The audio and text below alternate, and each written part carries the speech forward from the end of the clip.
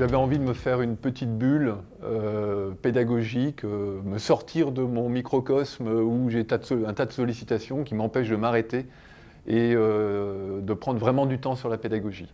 Et à ce moment-là est passé Yves Boudreau de Polytechnique et je lui ai, dans mon école, là où je travaille, et puis je lui ai demandé est-ce que c'était possible. Il m'a dit bah, bien sûr, on a un bureau d'appui pédagogique. Donc sur Internet, j'ai regardé, j'ai dit oh là là, ça fait 20 ans, 30 ans qu'ils font ça, je pense que là, je vais me nourrir. Et donc c'est pour ça que j'ai atterri ici. J'ai eu une grande chance quand j'étais accueilli au bureau d'appui pédagogique, c'est que j'ai eu une place au milieu de là où tout le monde passe. Donc ça m'a permis de voir tout le monde en activité et puis de discuter de façon complètement informelle et puis d'être invité par des gens à assister à des entretiens, de participer à des tournages.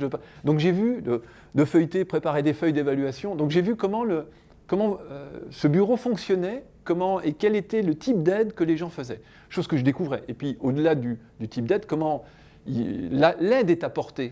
Et puis je suis allé aussi assister à des cours en classe inversée, de 2 collègues ici. Je savais comment fonctionnait une classe inversée, mais j'étais très observateur de la réaction des étudiants.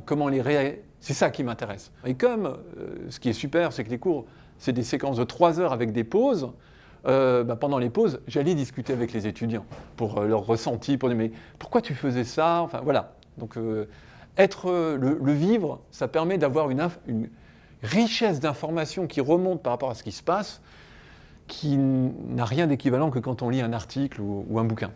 À travers mon expérimentation, j'ai commencé à modifier mon cours, j'ai commencé à faire un projet intégrateur, chose que je ne faisais pas avant.